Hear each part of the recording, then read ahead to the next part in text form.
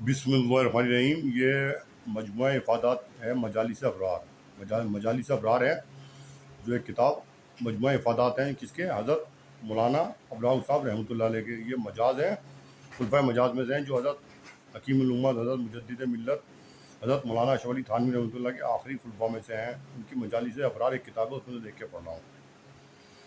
ارشاد فرمایا، جب فقہ تلاوت قرآن پاک کو جہر سے اس وقت منع کرتے ہیں، یعنی قرآن پاک کی تلاوت تیز آواز میں اس وقت منع کرتے ہیں جب وہاں کوئی نماز نفل پڑھ رہا ہو، تو فرض نماز کے بعد جو لوگ مسبوق ہوتے ہیں، جن کی نمازیں نکل جاتی ہیں فرض نماز میں، اور فرض نماز کو بقیہ رکعت ادا کرتے ہوتے ہیں، تو کس طرح اس وقت دعا میں جہر جائز ہوگا؟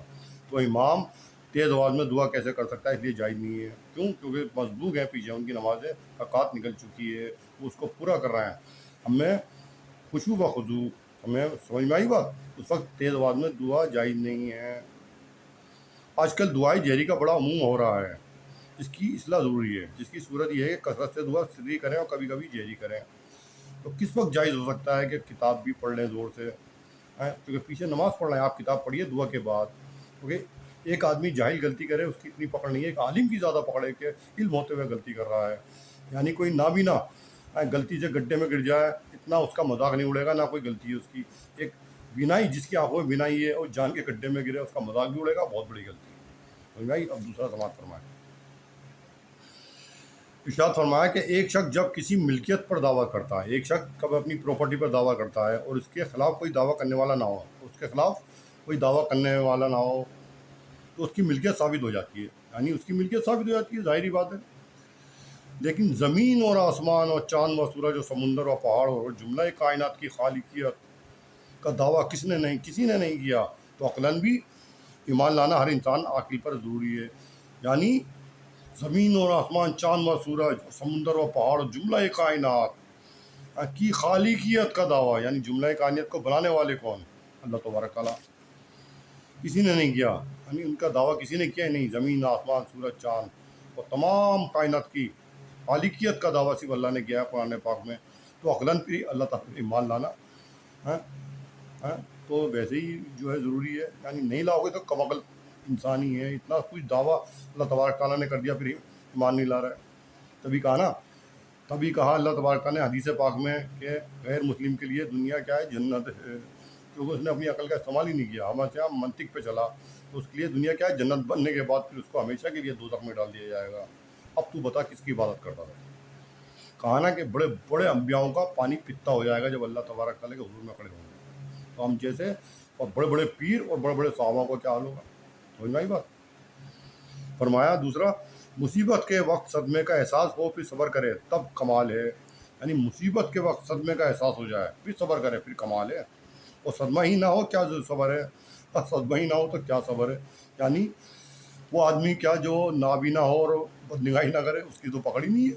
جب نابینا ہے تو بد نگاہی کی کیا اس کو درجہ ملے گا؟ آنکھیں ہونے کے باوجود بد نگاہی نہ کرے، کسی پہ نظر نہ ڈالے، وہ ہے کمال۔ سمجھ میں آئی بات؟ یہی وجہ ہے کہ کاملین پر صدمے کے وقت حزن و غم کے آثار اور آنکھوں میں آنسو بھی پائے جاتے ہیں۔ جو کاملین ہیں، اولیاء اللہ ہیں، کاملین یعنی اولیاء اللہ پر صدمے کے وقت حزن و غم یعنی غم ہوتا ہے ان پہ تاریخ، اور آنکھوں میں آنسو بھی پائے جاتے ہیں، آنکھوں میں آنسو بھی آتے ہیں، مگر حق تعالیٰ کے فیصلے پر دل سے راضی رہتے ہیں۔ یعنی اللہ تعالیٰ کا جو فیصلہ ہے اس پہ شاکر رہتے ہیں اور صابر رہتے ہیں۔ یہی وجہ ہے کہ اللہ تعالیٰ ان کو اپنی روضہ عطا فرماتے ہیں۔ کیوں؟ کیونکہ وہ مصیبت پر اور مصائب پر ثابت قدم رہتے ہیں اور صبر کرتے ہیں، یعنی اور نعمتوں پر شکر بجا لاتے ہیں، ہم بیان کرتے ہیں اللہ تعالیٰ سے، یعنی دونوں مراحل پر صابر و شاکر ہوتے ہیں۔ سمجھ میں آئی؟ مصیبت پر پائے استقامت سے لغزش نہیں کرتے، استقامت کے ساتھ صبر کرتے ہیں، اور نعمتوں پر اللہ تبارک تعالیٰ ہم بیان کرتے ہیں۔ یہ ہوتا ہے اولیاء اللہ سے۔ سمجھ میں آئی بات؟ ہمیشہ یاد رکھنا، ابھی حدیث پڑھی تھی اس سے پہلے کہ اللہ کے لیے ملنے جاؤ، اللہ کے لیے دوستی کرو۔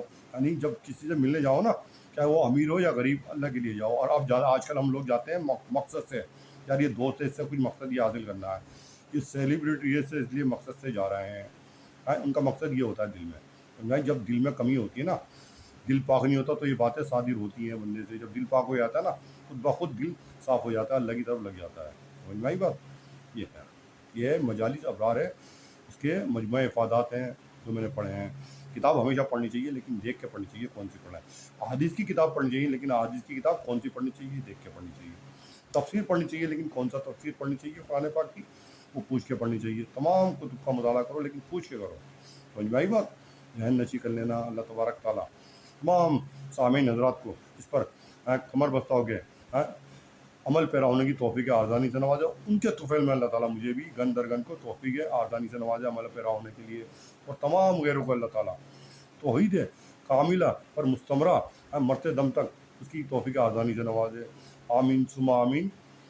بحق سید المرسلین حضرت محمد مصطفیٰ صلی اللہ علیہ وسلم کثیرا کثیرا۔